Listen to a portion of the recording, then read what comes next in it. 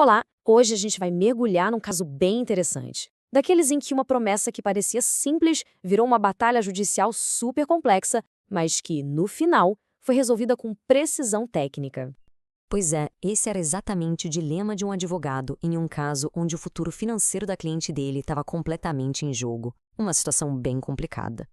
Então vamos entender o cenário. Para manter o sigilo, o nome da cliente que vamos usar aqui é fictício, tá? Mas olha, os fatos do caso são 100% reais. A Cristina e o advogado dela sentiam que tinham um caso muito sólido nas mãos. A promessa era clara, parecia que não tinha erro. Mas, quando eles foram buscar a justiça, deram de cara com um muro. A instituição financeira simplesmente se recusou a pagar. E pior, ela enterrou a reclamação debaixo de uma montanha de jargão técnico, cláusulas contratuais complicadíssimas. O advogado se viu diante de um desafio que ia muito além da sua especialidade, sabe? Aquela dor clássica de se sentir impotente contra uma corporação gigante. E a defesa da instituição, claro, foi feita para ser esmagadora. É uma estratégia bem comum nesse tipo de disputa. Para começar, eles disseram que já era tarde demais para reclamar qualquer coisa. Alegaram que o prazo para entrar com a ação, a prescrição, era de apenas 1 ano. Depois eles tentaram mudar a natureza do produto. Disseram que não era previdência privada, e sim um seguro de vida. E essa é uma distinção crucial, porque muda completamente as regras do jogo sobre o que pode ou não ser devolvido. E aí veio a parte mais pesada. Eles apresentaram os cálculos deles como uma fortaleza de ciência atuarial, quase impenetrável. Falaram que a taxa de carregamento de 30% era normal e, o golpe final, que não existia prova nenhuma da tal promessa de bônus. E aqui, a tensão chegou no auge. O medo de perder a causa por um detalhe técnico era gigantesco. A tese jurídica do advogado era excelente, mas os números eram um verdadeiro labirinto. Como lutar essa batalha num campo que não era o dele? Foi aí que, diante desse impasse técnico, o advogado tomou uma decisão totalmente estratégica. Ele chamou um especialista para entrar no jogo. Um assistente técnico foi chamado para ser literalmente o advogado dos números. A missão dele era uma só: decifrar aquela muralha de argumentos financeiros e técnicos. A ideia não era mudar a estratégia jurídica, mas sim construir uma prova técnica à prova de balas para sustentar a tese que já existia. E o trabalho foi metódico. A equipe não só leu os documentos, eles mergulharam fundo em centenas de páginas, desconstruíram tudo para encontrar a verdade que estava escondida ali, nas entrelinhas e principalmente nos cálculos.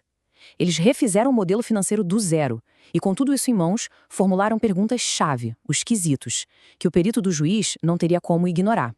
O resultado de toda essa análise profunda foi um único documento. Um documento que mudou completamente o rumo do jogo. Esse documento era o parecer técnico.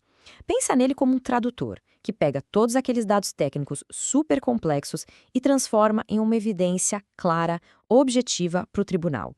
Ele se tornou a base de tudo. Basicamente, o parecer desmontou a narrativa da instituição. Onde antes havia complexidade e confusão, agora existia clareza e fatos. Um cálculo simples, passo a passo, mostrando exatamente o prejuízo com base na promessa original.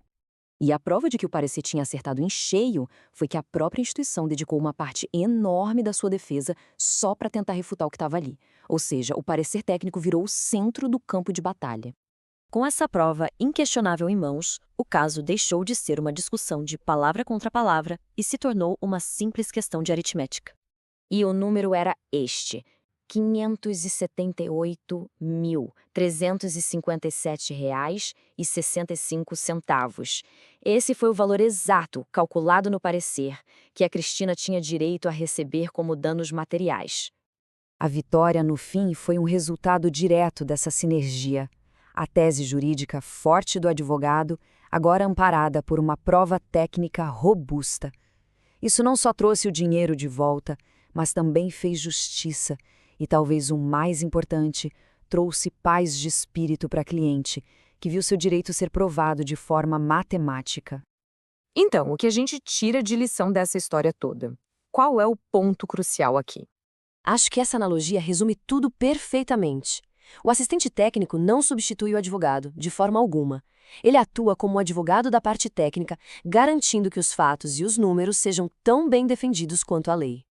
Muitas vezes, nessas batalhas contra grandes instituições, o jogo é ganho ou perdido nos detalhes técnicos. Não adianta ter um argumento jurídico brilhante se a prova dos fatos não for igualmente forte. Uma coisa precisa da outra.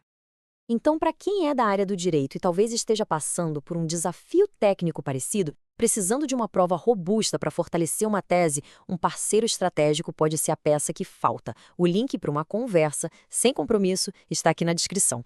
Esse caso é um exemplo fantástico de como a expertise certa transforma uma briga que parecia perdida numa vitória clara. Se essa análise te ajudou de alguma forma, não se esqueça de curtir, compartilhar e conta pra gente nos comentários. Já passou por alguma situação em que os detalhes técnicos pareciam feitos só para confundir? Vamos conversar sobre isso. Até a próxima!